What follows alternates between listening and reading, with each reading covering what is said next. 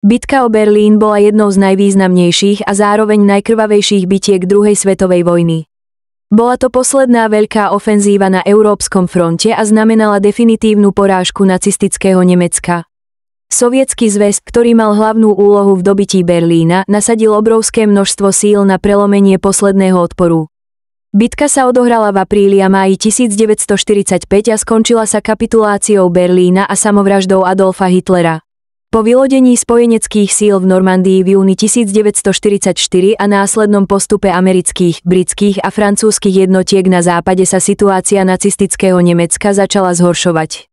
Sovietsky zväz, ktorý od roku 1943 postupoval na západ, sa v apríli 1945 dostal k hraniciam hlavného mesta Nemecka, Berlína. Mesto bolo vyhlásené za pevnosť a jeho obrana bola zverená generálovi Helmutovi Weidlingovi.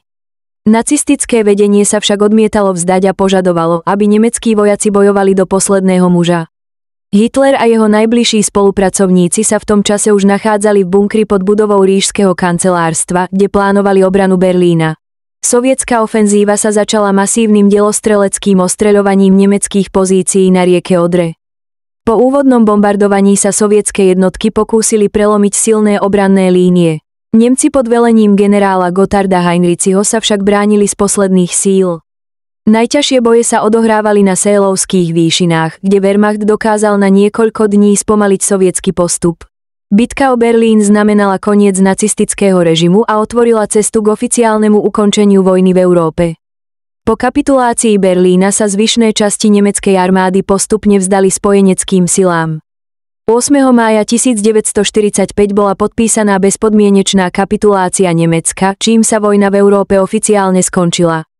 Straty na oboch stranách boli obrovské. Sovietská armáda stratila približne 81 000 vojakov a viac ako 280 000 bolo zranených. Nemecké straty sú odhadované na približne 100 000 mŕtvych vojakov a viac ako 100 000 civilných obetí. Mnoho civilistov spáchalo samovraždu zo strachu pred sovietskou odplatou. Bitka o Berlín bola jednou z najdôležitejších a najkrvavejších bitiek druhej svetovej vojny. Ukázala silu Červenej armády a definitívne ukončila nacistickú nadvládu v Európe. Po vojne bol Berlín rozdelený medzi víťazné mocnosti a stal sa symbolom studenej vojny, ktorá nasledovala po druhej svetovej vojne.